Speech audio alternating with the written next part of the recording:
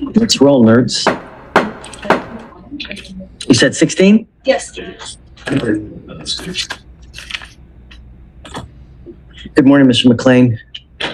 Sir, you're charged with interference with the duties of a public servant. You're facing up to 6 months in jail and/or a $2,000 fine. We're going to do probable cause. You have the right to remain silent. Anything you say can or will be used against you. You have the right to have an attorney present. If you cannot afford one, one will be appointed to you.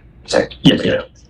An officer initiated a traffic stop in Harris County, Texas, after observing the defendant exceed a speed limit of 45 miles per hour and make unsafe lane changes. The defendant did not have his driver's license, but told the officer his name and date of birth. While the officer was running the defendant's name, he observed the defendant exit his vehicle, and the officer told the defendant to get back inside the vehicle. And the defendant responded, "Do I have to?" The officer exited the vehicle and attempted to detain the defendant. The defendant tensed up and locked his arms. Everything is conclusory. And what has he done wrong? What? With the initial lane changes, unsafe lane changes, and the exceeding the speed limit that prompted the stop. And then at that point, he was just... Stop. How exceeding speed limit? How fast was he going? I mean... I spoke to the officer this morning.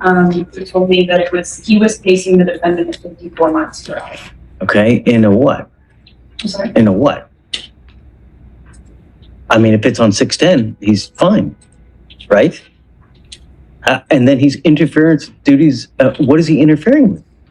What did he do wrong? I think it was after the stop was initiated, the officer was running the plates. The defendant stepped out of his vehicle. The officer told him to get back in the vehicle. The defendant said, "Do I have to?"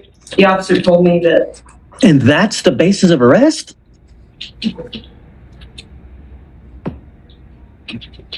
Yes, but you're on. Don't.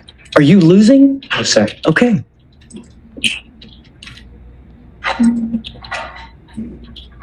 And Your Honor, furthermore, as he was attempting to detain him, he locked his arms and tensed up. So as he was attempting to detain him, following that incident of him telling him to get back in the vehicle.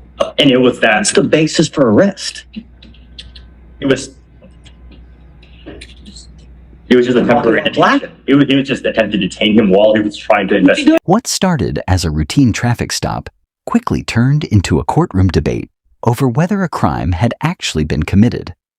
The defendant was accused of interfering with a police officer, but as the hearing unfolded, the judge immediately began questioning whether the facts supported the charge at all. What's wrong? What's he doing wrong? 65. Yeah. No, I don't think so. I find no probable cause. No, it's just, he gets out of the car and then it just the virtue of fact, him getting out in the car, it's interfering with the duties. Really?